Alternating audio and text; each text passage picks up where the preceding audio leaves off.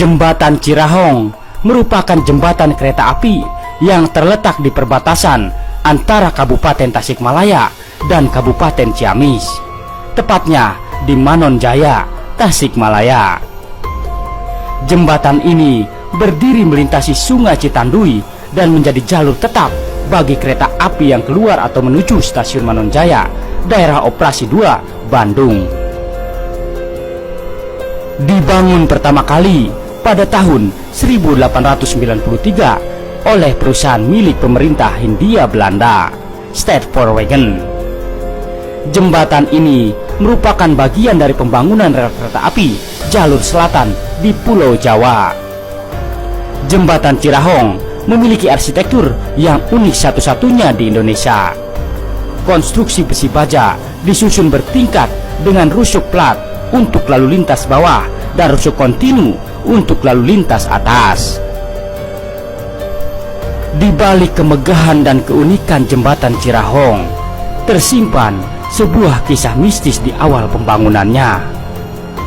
Berdasarkan hasil investigasi retrokognisi oleh tim kisah Tanah Jawa, diketahui bahwa awal pembangunannya untuk membangun jembatan Cirahong, penunggu Sungai Citandui meminta tumbal sepasang pengantin baru.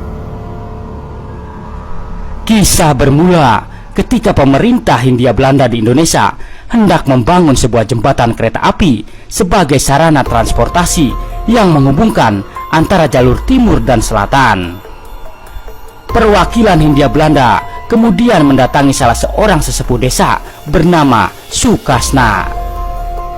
Sukasna mengatakan bahwa pembangunan tersebut tidak akan berjalan lancar karena terkendala hal-hal mistis. Pemerintah Hindia Belanda tak langsung percaya dan hanya dianggap sebagai bualan belaka. Namun, saat pembangunan mulai terlaksana, banyak terjadi gangguan yang tidak dapat dicerna nalar. Sungai Citandui sering tiba-tiba menjadi banjir, padahal tidak ada hujan. Hal ini menyulitkan dalam proses pemasangan pondasi jembatan. Pihak Hindia Belanda kemudian kembali menghubungi Sukasna dan meminta bantuan. Sukasna mencoba berkomunikasi dengan sosok gaib penunggu Sungai Citandui. Diketahui bahwa lokasi yang akan digunakan sebagai tempat membangun jembatan kereta api dihuni oleh sepasang siluman ular bernama Nyai Odah dan Aki Bohang. Siluman tersebut mengaku terganggu karena manusia mengganggu kediamannya tanpa izin. Sukasna mencoba bermediasi. Nyai Odah dan Aki Bohang memberikan satu syarat dan berjanji akan menjaga jembatan Cirahong hingga dapat tetap berdiri sampai ratusan tahun.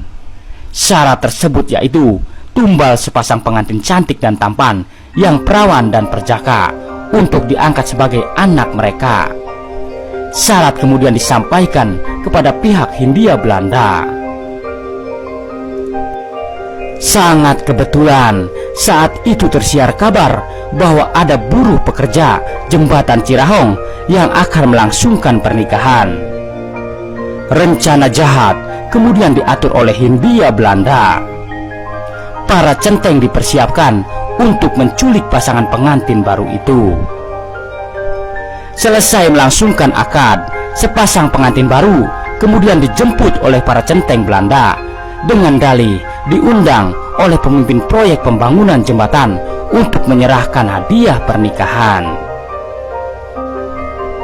Sepasang pengantin ini lalu dibawa ke lokasi pengecoran pondasi jembatan di tengah sungai. Menjelang maghrib, semua ubur rampe dan sesaji telah diletakkan di dasar pondasi. Selanjutnya, dalam posisi terikat, pasangan pengantin dimasukkan dalam lubang pondasi. Saat tidak ada satupun orang pekerja yang tahu, mereka disuruh lembur untuk mengecor jembatan selagi sungai sedang tidak banjir. Dari atas, adonan semen, batu, dan pasir digelontorkan ke bawah hingga menimpa sepasang pengantin baru tersebut. Akhir cinta yang tragis untuk pasangan kekasih tersebut mereka ditumbalkan untuk pembangunan jembatan Cirahong. Jasad mereka terkubur dalam adonan semen hampa udara. Menurut hasil retrokognisi, sukma pasangan tersebut hingga kini masih terperangkap di alam astral.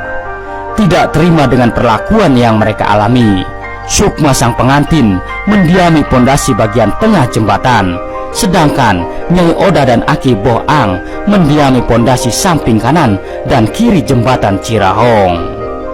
Terima kasih telah menonton. Semoga informasi ini bermanfaat. Jangan lupa subscribe-nya. Wassalam.